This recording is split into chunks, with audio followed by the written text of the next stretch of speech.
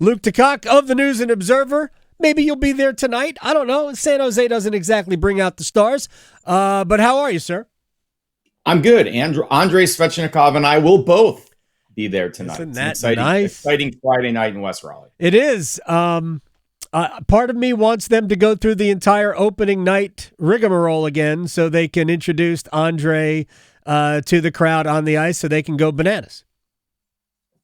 Yeah, I disagree. Let's just get this over with. Spoken like a member of the media that we hate two national anthems. I don't want any pregame ceremonies. Come on, can we just play? Done in regulation. Yeah, and they kept us there. I was dreading a shootout last night. I've kind of joked, but I don't know that it's really a joke. Was that Martin Necas's Hurricanes opus last night? No, there have been. I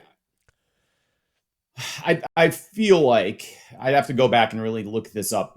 I feel like there were games where he did so much carrying the puck and looping through the zone with the puck to create. He did some of that last night. I feel like we've seen more of that from him, which is why there's always that sense of expectation from him, because you saw flashes of it those first couple of years that didn't really materialize. And then you saw it last year in the regular season. And now, he knew it going into the last postseason. He knows that this year he's got to find a way to make that game, the game we saw last night, translate in the postseason. But I joke on Twitter or whatever we're calling it these days that if there was 3-on-3 overtime in the playoffs, Marty Necas would be working on about his third Conn Smythe, because that's just such a format and environment where he, clearly at this point thrives.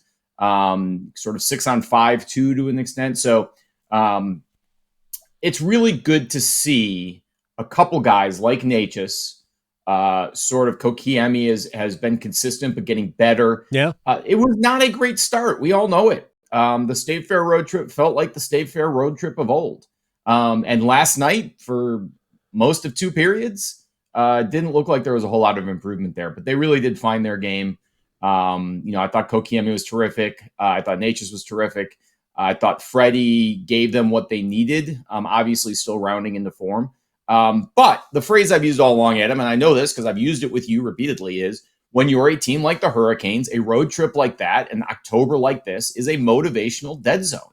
It's really hard to get excited about playing the San Jose Sharks. It's hard to get excited about playing the Kings. It's hard to get excited about playing the Kraken.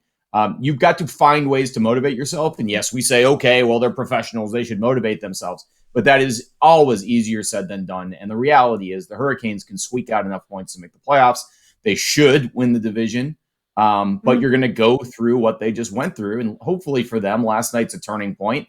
And they can, put the wood to San Jose tonight and show them, what a contending team does at home in the second game of a back-to-back. Yeah, and then Monday go up to Philadelphia, who is playing very well in the early stages of this season, maybe without any expectations at all, but it's Philadelphia, so it's almost hard to even say that. Luke DeCock is joining us here on the Adam Gold Show. All right, let me throw ACC football at you.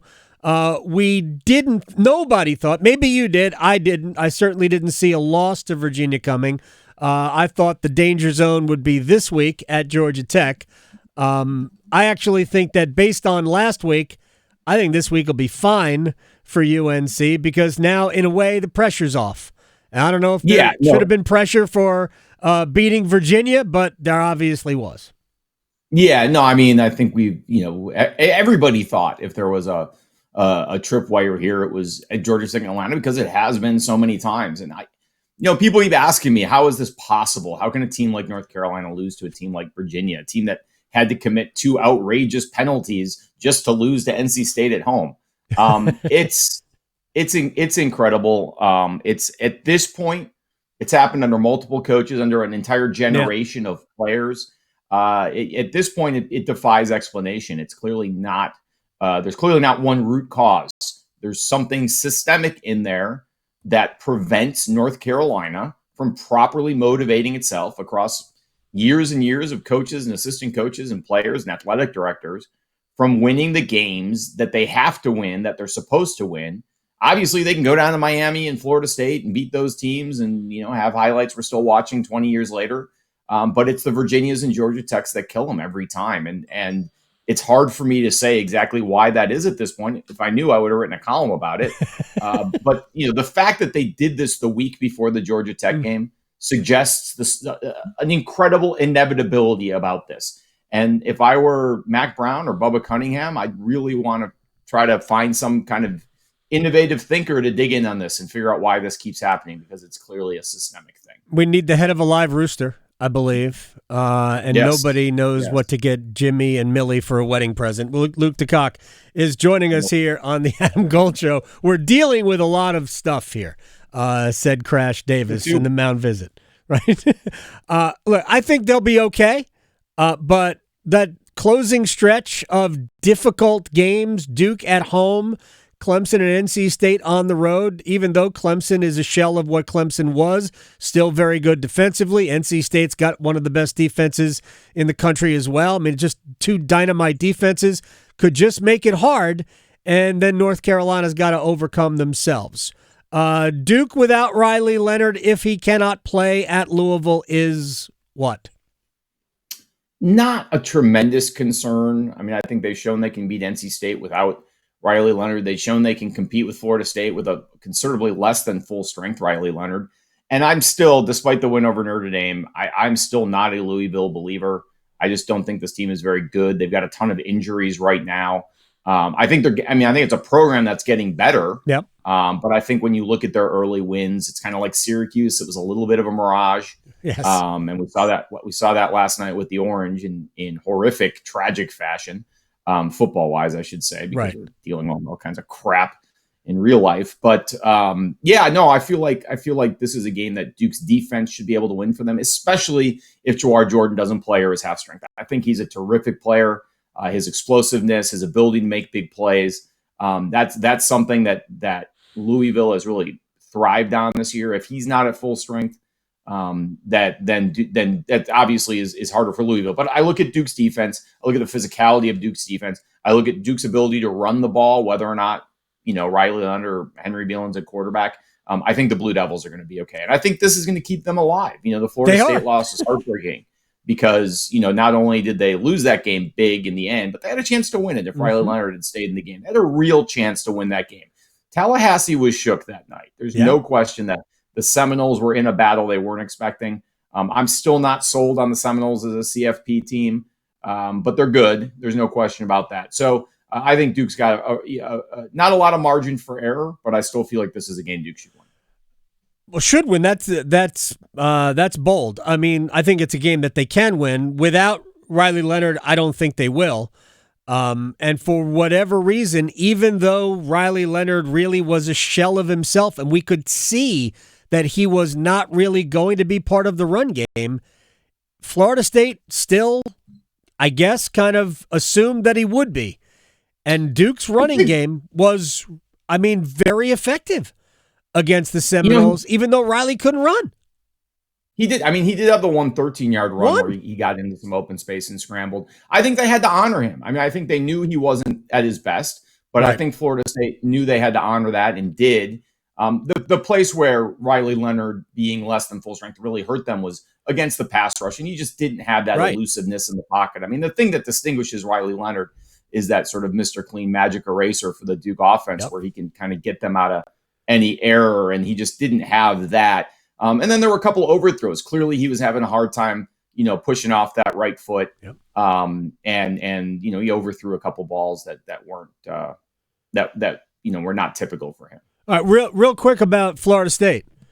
At Wake, at Pitt, home against Miami. Forget about North Alabama, at Florida. Where's the slip up? Because I think if they finish this off undefeated, there's no question they're in the college football playoff. Oh, I didn't say that they weren't a CFP team. They could get waxed when they get there. When I look at is Florida State, based on what I've seen, one of the top 4 teams in the country, the answer is no. But you go undefeated in the ACC and you beat North Carolina or Duke and Charlotte, you get to go. Those are the rules, which is why it's so dumb that Notre Dame's not in the ACC, but that is a completely different conversation. All right, final thing. We have the Textile Bowl at Carter Finley Stadium, and I know that the ACC and everybody else had just assumed this game would have a lot more riding on it than it does. So what is riding on this? I think the question is, will it be the least interesting textile bowl in 35 years? I mean, it's just, you have to go back a long way where both of these teams were just not just, mediocre in Clemson's case and not good in State's case, but uninteresting. There's no there with either of these teams. There's no excitement. There's no sizzle. Clemson doesn't have anyone you say, I want to go see that kid play. State certainly doesn't. Maybe Peyton Wilson. It's a very difficult time to get excited about either of these programs. I guess the one thing I would say, Adam, is, is it another Will Shipley game? Does he stick it to the Wolfpack again? Maybe that's the most exciting thing. But I have a hard time looking at this game and saying that, this is any more compelling than like a Virginia Tech Pittsburgh game or Louisville Syracuse. This is a game that traditionally has had a ton riding on it. Yeah. NC State seasons have died against Clemson. And it just doesn't feel like there's any there this year for either team. I totally agree. Both offenses are, I'm not even going to use the term vanilla because that's an insult to vanilla. Both offenses are more pistachio than anything else. Sorry to the pistachio lobby, but no. Hey, I'm definitely allergic to pistachios. I believe that. Gosh, I don't even understand. Perfect. Oh. I have to stay away or it'll kill me.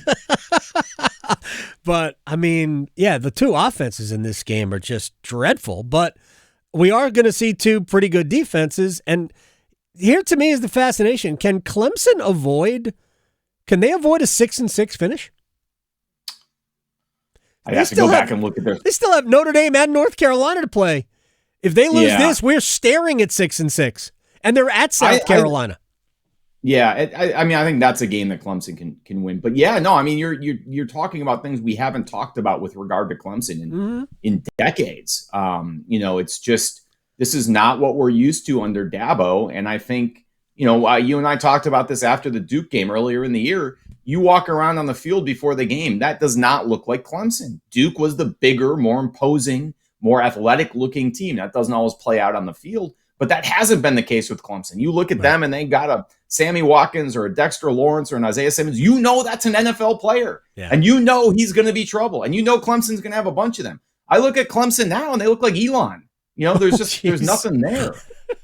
Holy cow. That's an extreme. But I appreciate this, Luke. I'll see you tonight at the arena for the return of the Svechnikov. I appreciate you. I appreciate you, my friend. All right, we'll talk to Luke DeCock again next week.